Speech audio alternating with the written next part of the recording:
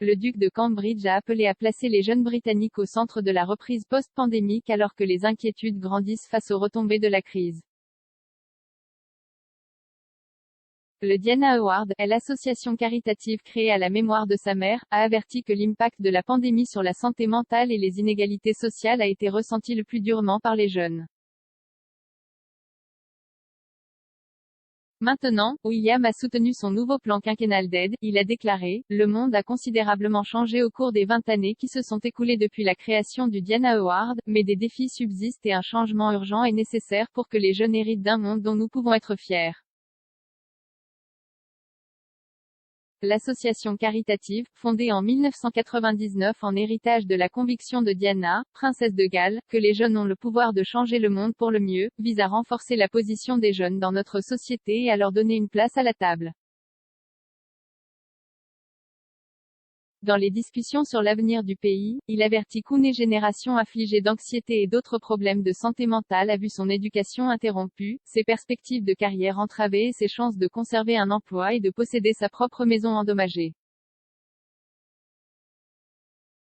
Le Diana Award entend intensifier son travail avec le gouvernement, les députés, les grandes entreprises et d'autres employeurs pour soutenir les activités dans les écoles et les organisations de jeunesse et donner une voix plus forte à la jeunesse britannique.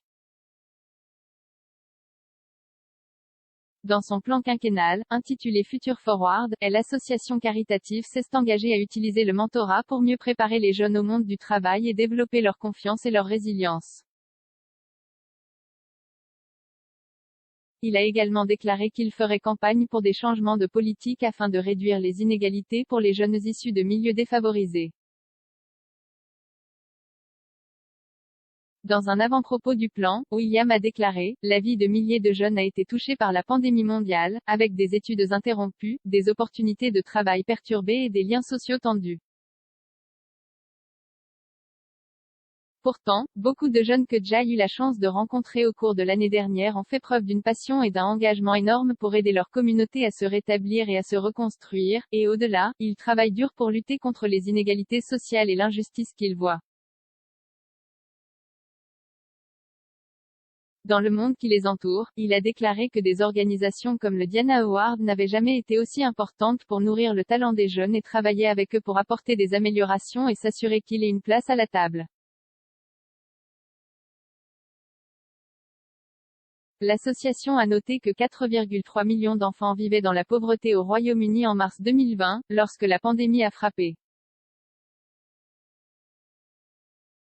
Mais malgré les défis qui se présentaient, il a déclaré que 70% des jeunes étaient plus engagés que jamais dans l'action sociale et communautaire. 80% de plus avaient signalé que la pandémie avait accru leur désir de changer le monde.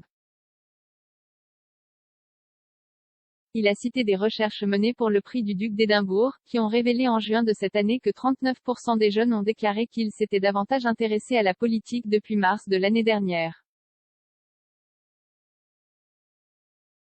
Tessie Oro, directrice générale de l'association caritative, a déclaré: « Nous savons que les jeunes sont souvent les plus proches des problèmes de la société, avec beaucoup de risques de mauvaise santé mentale et de faible mobilité sociale.